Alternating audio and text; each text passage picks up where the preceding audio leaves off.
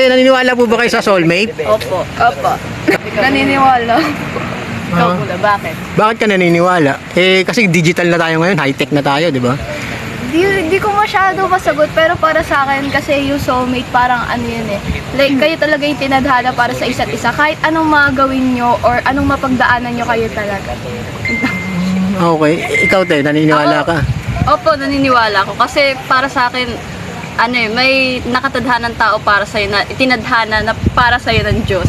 Ganun. Ayun. Nga, no? Bagay. Kasi kala ko modern na kayo kasi sabi ko mga bata kaya ngayon naniniwala pa. Tsaka Love is Blind, naniniwala kayo doon. Opo. Love at first sight. Ako po, para sa akin, hindi. Okay, Kasi mas napapamahal ako sa isang tao kapag mas lubos ko siya nakikilala eh. Ano po, bago po magkaroon ng soulmate, parang ginagawa po siya ng dalawang tao po bago po sila maging soulmate. Kumbaga parang ano po, hindi ka basta-basta makakita ng taong magiging soulmate mo po. Parang ano, makakasama mo kagad sa panghabang buhay. Kunwari po, sa buong mundo po, parang may isa kang taong makakasama. Hindi po ganun po para sa akin. Parang ano po. So, sa makatuwid, naniniwala ka oo o hindi? Oo po, pero kailangan nyo pong gumawa ng paraan po, at saka kailangan nyo pong magsama po para maging soulmate po kayo. So ginagawa ang pagiging soulmate, hindi siya nakatadhana, basta-basta. Maganda yung sinabi mo, ha. Tsaka nga pala, dagdag ko na rin, may girlfriend ka na ba? Wala po. Naniniwala ka sa love at first sight? Ay, po. Talaga? Eh, love is blind. Oo pa rin po. Naniniwala ka ba sa soulmate, kuya? Bakit?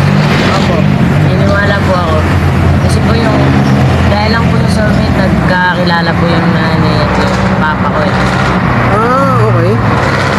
Soulmate daw sila. Opo, Bakit? Wala ba sila ibang boyfriend dati? Ganun? O... meron po, kaso nga lang po, nagkahiwalayan din po si mama at si papa. Hanggang na magkakilala na sila ni mama. Sa bagay. Oo nga, no? So naniniwala ka talaga sa soulmate. Eh, sa love at first sight, naniniwala ka din. Hindi po, Hindi. Walang love at first sight. Hindi ko yun. Eh, love is blind. hindi po. Hindi rin. Ilan taong ka na, kuya? 15. Saan ka nag-aaral? Shoutout mo naman yung teacher mo, kaya yung girlfriend mo. Shoutout po pala, wala po akong girlfriend, shoutout po pala kay Ma'am Roma, Ma'am Roma, anong grade yan? grade 9, Grade 9 teacher. Anong school? main. Main Dasmariñas High School. Okay, thank you. Tatanong ko lang, naniniwala po ba kayo sa soulmate? Hindi po.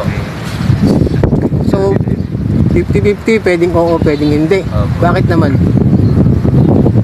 Kasi,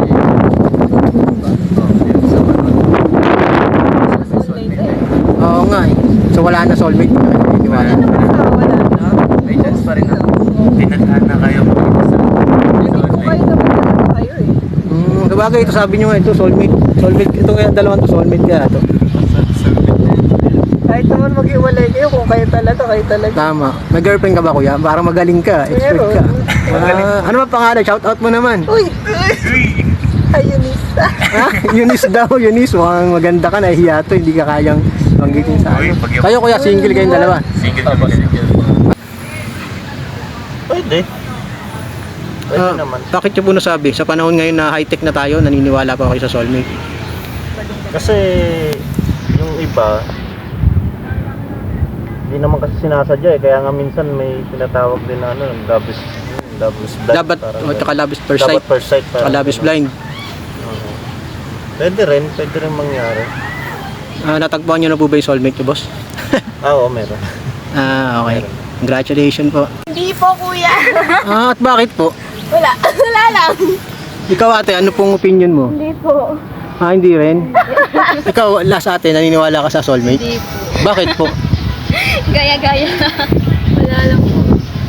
Kasi modern na tayo ngayon, no? Por favor, kindly subscribe to our channel. Pabonus mo na sa akin yan. Click mo po yung subscribe button dahil ang channel natin, ang mga video natin dito ay about sa aking personal experiences at ng ibang tao. I'm sure kakapulutan mo ng aral at I'm sure magkakaroon ka ng idea in case ma-encounter mo ang mga similar situations na ito. Pakiclick mo na rin yung like button, yung thumbs up button. Maraming salamat. Muchas gracias. Ciao.